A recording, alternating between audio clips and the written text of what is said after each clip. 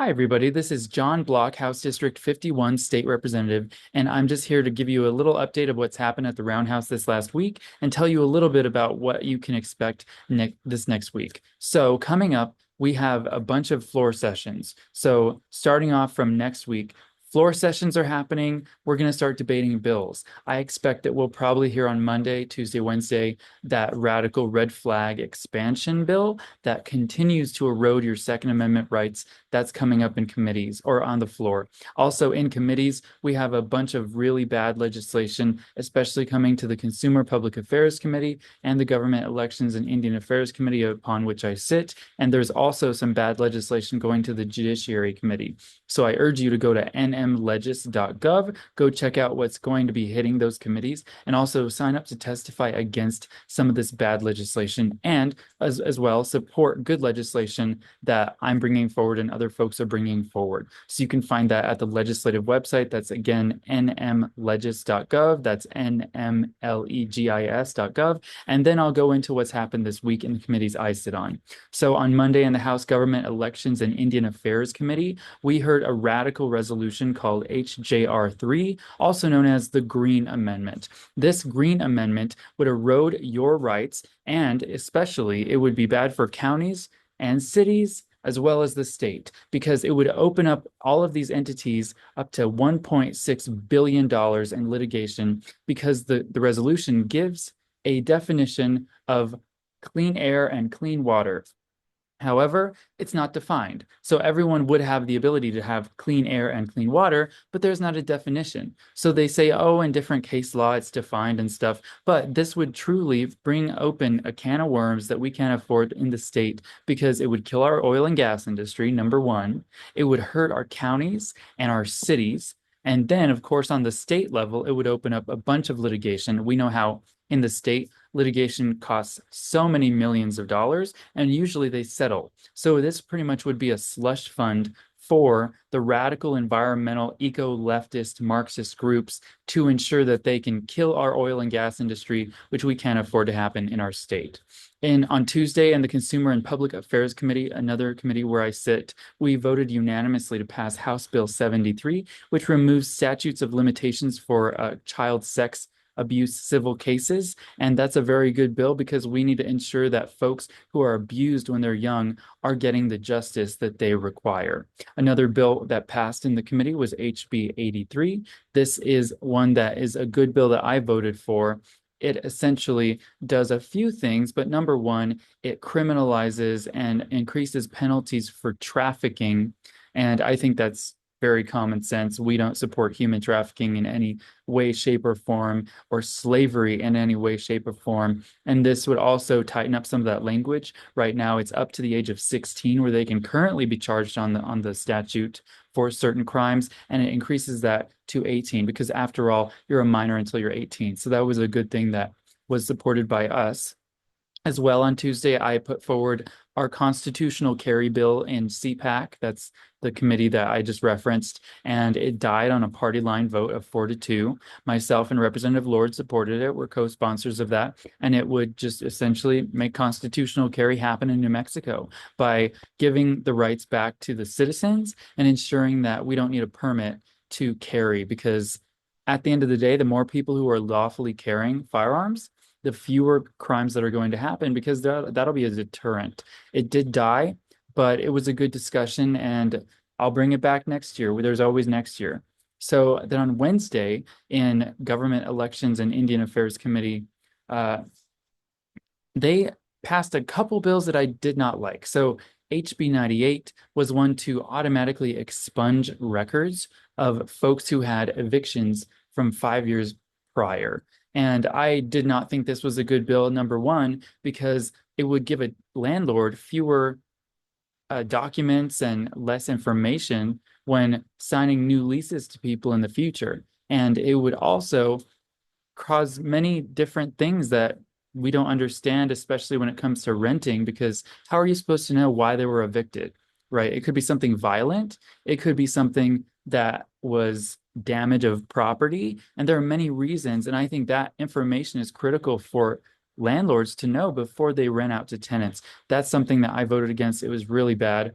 Another bill that was pretty bad was HB 108, establishing a statewide public health and climate program in the Department of Health. And I mean, I guess I don't really have to tell you why I voted against that, but I voted against it because it's a really bad bill. It would put a bunch of money to do that in the Department of Health, and I don't think that that is anywhere near what we need to do, especially because last week I told you that another bill that talked about the intersectionality of healthcare and the climate change, and I don't think that politics is anywhere, it shouldn't be anywhere near healthcare, to be honest with you. So I voted against it. Also on Thursday, Representative Lord and I, we helped pass bills through the Consumer Public Affairs Committee to give police officers equal rights as civilians. That was HB 103, and then allow law enforcers to carry firearms at polling places, which is just common sense. That was House Bill 101. On Friday in House Government Elections and Indian Affairs Committee, HB 716 to implement increased sentences for individuals convicted of trafficking controlled substances under the current state law when the offense involves fentanyl. That did pass the committee despite 3 Democrats opposing the measure. That was interesting because 3 Democrats opposed it, and it was sponsored by a Democrat, the bill. And the Democrat who sponsored it is the vice chair of the committee. And I felt that it was very interesting that they sent it specifically to that committee, because similar legislation that I'll get into next that would do the same stuff and other kinds of factors to ensure that we do not have fentanyl flooding our streets, those bills died in the House Consumer Public Affairs Committee on Saturday. And it's weird that they sent some bills, Democrat bills, that needed to pass to support their agenda to government, but similar bills that did the exact same thing were sent to CPAC.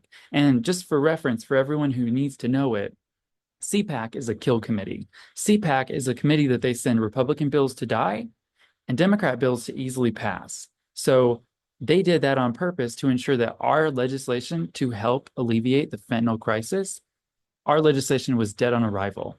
And so that was HB 107 we heard yesterday and Saturday in CPAC, and they killed it because they didn't like to increase penalties for peddling fentanyl. They claimed that it would inadvertently support going after people who are just users, even though it specifically said many different criteria that defined what a trafficker essentially was. So they, on a technicality, voted against that bill and killed it. But I guarantee you, if a Democrat was sponsoring it and if they sent it to the government committee, it would have passed with flying colors. So that died, and that was Representative Reeb's bill. The next bill that I want to go into was HB 136. This bill is very important because it's about protecting children. The bill actually just changed 2 words. It just added "and fentanyl" to legislation that, and I have the legislation here, it added that where not knowing or intentional exposure of either of these 2 drugs would present prima facie evidence on child abuse cases. And in English, that just means that you could present this evidence to prove child abuse if it was knowingly and intentionally giving fentanyl to kids. And currently on the statute that we have now, it's methamphetamine. And so we just added "and fentanyl." And Democrats, of course, opposed the bill. And they claimed because fentanyl is technically legal, it is prescribed in very rare cases, that we should not be penalizing that. Although the statute requires that it has to be knowingly and intentionally giving this fentanyl to the kid, or at least putting it in an area where the kid has access, but it has to be knowingly and intentionally doing that. They still use that as a technicality to go against the bill, which I thought was really stupid. There was another representative who claimed that since women who are addicted to fentanyl could be breastfeeding, that breastfeeding a kid, knowingly having fentanyl in your bloodstream, would also be encompassed in that. And I would say, yeah, probably, because would you want a mother who just had a kid who's already addicted to fentanyl, right? This kid is now being continued to have this exposure to fentanyl through the bloodstream, through breast milk. It's just horrific how they jump through these hoops to try to support their ideology. And pretty much it's all just to keep people out of jail. They don't want to put people in jail. They don't want to take away kids from abusive parents, clearly. And that just shows from that vote. So it was a party line vote. Myself, Representative Lord, we supported that bill. Democrats killed it, and it was just really stupid.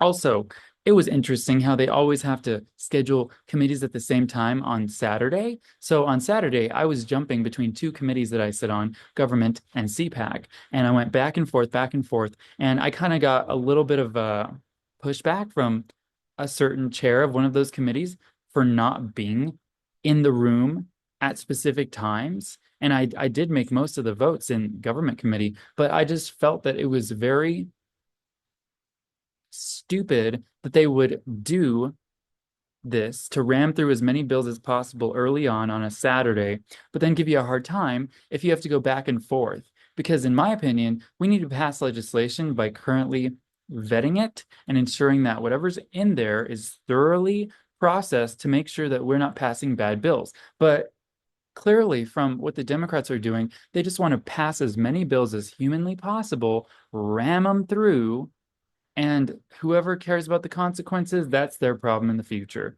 And that's not the way I legislate. So unfortunately, that's kind of what happened. One resolution that was in government on Saturday was H.J.R. 5, makes changes to the CYFD, so Children, Youth, and Families Department. So it would create a commission instead of it being under the governor. It would give it to the legislature and the governor, but the seats on the board are all going to go to Democrats. Essentially, for two people on that board, it would be from the minority, essentially, and it would not be equal. It wouldn't be equal. And so I voted against it. I thought it was very bad. There was also another bill in that committee, HB 6, that was sponsored by the Democrat majority leader, and it forced a prevailing wage on projects that are done through IRBs, that's industrial revenue bonds, and those funds are private funds that are funding the projects. But it would put more regulation and bureaucracy on those projects, and it would hurt economic development. So I did vote against that. So that's pretty much what I have for you this week. We had a lot going on. We have a lot going on next week, but be prepared for the floor session that's going to happen. I'm going to put some links in the bio or in the description of this video so that you can see what's happening on the floor, what's happening in committees, and be informed. So please show up and testify against bad legislation. Please go and write your representatives and senators and tell them vote against things and vote for things. And I will see you guys next weekend, I hope, unless we're debating bills on the floor, but I'm going to try my best to put these videos up to make sure that you guys have access to them, because I think it's important for people, everyday people like you and me, to be part of the conversation, be part of the solutions in this state, and to stop bad legislation that would hurt our communities and hurt our values. So thanks again, guys. Hope you have a great week, and I'll talk to you all soon. Take care. Bye-bye.